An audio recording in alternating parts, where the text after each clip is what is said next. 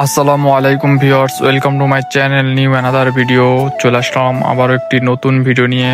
আজকের এই ভিডিওতে আপনাদেরকে দেখাবো যে আমাদের পেয়ারা বাগান। সো গাইস, তাহলে গুটি গুটি পায়ে যাওয়া যাক। আপনারা আমার সাথেই থাকুন, দেখতে থাকুন কিভাবে যায় আর কিছু আপনাদেরকে ওয়েদার দেখাবো। সো ফাইনালি চলে আসলাম আমাদের বাড়ির পেছনের সেই ছোট্ট বিল।